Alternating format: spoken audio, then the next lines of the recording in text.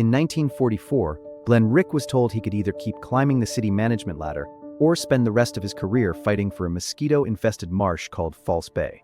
He chose the marsh. Within 2 years, he had a voter-approved bond and a federal permit that would move 27 million cubic yards of earth. But the real fight started with one permit signed in 1946, and a question Rick couldn't dodge.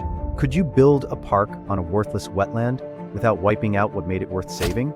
If you look at Mission Bay today, you'll see sailboats, hotel towers, and a shoreline that looks like it's always been there, but it hasn't looked that way for long. Juan Rodriguez Cabrillo labeled it False Bay in 1542 because it looked like a bay, but didn't act like one too shallow for ships, too narrow for reliable navigation. For centuries, it stayed a shifting estuary of mudflats, tidal creeks, and salt marsh. At low tide, wide stretches turned to exposed mud that smelled of rotting vegetation and pulled in mosquitoes by the cloud. At high tide, seawater slipped back through the narrow entrance, and the San Diego River couldn't decide where it wanted to drain, sometimes emptying into San Diego Bay, sometimes dumping straight into False Bay. A flood in the spring of 1853 finally locked the river's course in place, and it diverted north for good. That changed when a young engineer from Iowa became stranded here by accident. Glenn Rick graduated from the University of Iowa in 1923 and headed west with his wife Ruth because he was tired of Iowa's snow and ice. In the winter of 1926, heavy storms broke every bridge over the San Diego River and left the couple stuck in San Diego with no way out and no promise of a job. Rick started drawing home plans for builders at $25 each, and in 1927 he became assistant city planning engineer. By 1928 he ran the department, and when the city handed him the Mission Bay project in 1944, San Diego had 362,000 people, a mayor earning $5,000 a year, and a planning department with 6 employees. Rick had been running the planning department for 16 years when the council finally handed him a choice that would define his entire career. In July 1944, city manager Walter Cooper told Rick he had to make a decision. He could continue as assistant city manager and keep his steady bureaucratic climb, or he could take charge of converting Mission Bay State Park into what the council called a top-notch municipal playground. Rick chose the playground over the safer path, and that decision would define the next 20 years of his life. The city approved a $1,000 expense allocation and sent him on an inspection trip around the country to see what other communities had built along their waterfronts. Rick visited Newport Bay, San Francisco, Portland, Minneapolis, Milwaukee, Detroit, New York, Boston, and Maine. Despite wartime restraints, he studied marina parks, shoreline layouts, and flood control designs, and Newport Bay became his most useful model. When he returned to San Diego, he started with a staff of 3. Himself, engineer Tom Allen, and a secretary. The team built a diorama display for the Civic Center lobby to show voters what the marsh could become, and they used it to sell the vision to anyone who walked through the building. On April 17, 1945, the first bond issue went to the voters.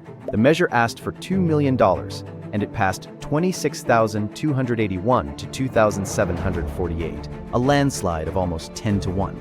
The margin was overwhelming, but the project could not move forward without federal authorization. The bond paid for land acquisition and early planning, yet the real money for dredging and flood control required Washington's signature. Rick had the voters on his side and a diorama in the lobby, but the Army Corps of Engineers still held the key. The bond was the first half.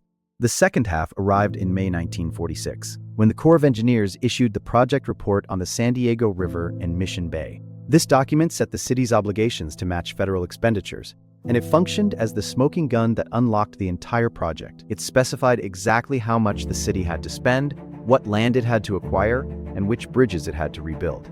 Without it, the dredging contracts, the flood control channels, and the shoreline redesign had no funding mechanism. By 1948, the cost division was stark. The federal government committed $10,300,000, while the non-federal side, meaning the city and state, owed $16,500,000. On May 31, 1947, the governor approved legislation authorizing improvement work under the State Flood Control Act of 1945.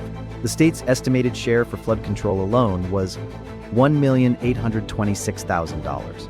Rick now had 3 levels of government moving in the same direction, and he had the paper to prove it. Dredging began in January 1946 at Gleason Point, which is now called Bahia Point. The work started before the federal report was even finalized, which tells you how confident Rick was that the approval would come through. By 1948, the planning staff had grown to 16 people, with 10 of them working full-time on Mission Bay. The small team that started with a diorama and a $1,000 travel budget was now running one of the largest public works projects on the West Coast. But the permit came with a trade-off Rick couldn't escape. He pushed hard for 19 natural wildlife areas inside the park, arguing the marsh deserved protected pockets in the new design, but he lost that fight. Yachting groups wanted more open water. Park advocates wanted more land for recreation, and Rick ended up with 5 natural areas instead of 19. He'd chosen the marsh over his career back in 1944, and now the marsh was losing to the park he'd built. That compromise still shows in the bay's layout today: open water and boat ramps where pickleweed and cordgrass used to grow.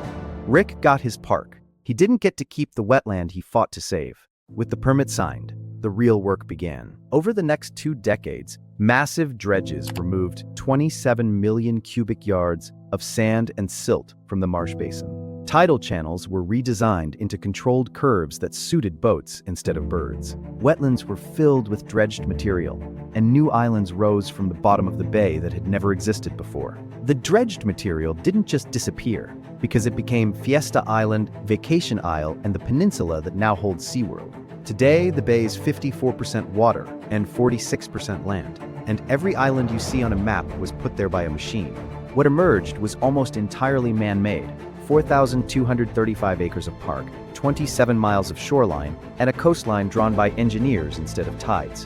By 1955, the project had clearly succeeded. Rick resigned from his position and retired after 28 years of government service. He founded Glen A. Rick Engineering and Development Company that October, and he worked as a planning consultant until 1965, when illness forced him to stop. In 1979, the city renamed the Ventura Bridge as the Glen A. Rick Bridge. He became one of the few city planners in San Diego history to get his name on a piece of infrastructure. He died in 1983. Mission Bay Park officially opened in 1962 as the largest man-made aquatic park in the United States. What you won't see is what disappeared. The development wiped out nearly all of the original wetland habitat. Only 40 acres survived, which is about 5% of what had been there for centuries. One fragment still exists at the Kendall Frost Mission Bay Marsh Reserve in Pacific Beach, where pickleweed still grows in salty soil and shorebirds move through tidal shallows.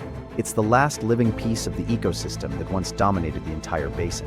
Rick got his name on a bridge. But the real receipt is the 1946 permit and the 40 acres he couldn't save. The 1946 Corps of Engineers report turned a mosquito-infested mudflat into a federal city-state project that moved 27 million cubic yards of earth and built a completely redrawn coastline. Rick wrote that it wasn't just San Diego's efforts alone, but the wholehearted cooperation of the state of California and the United States of America. You couldn't build it today. The Coastal Commission would stop it before the first shovel hit the mud. Subscribe for more case files and send this to someone who thinks Mission Bay has always looked exactly like this.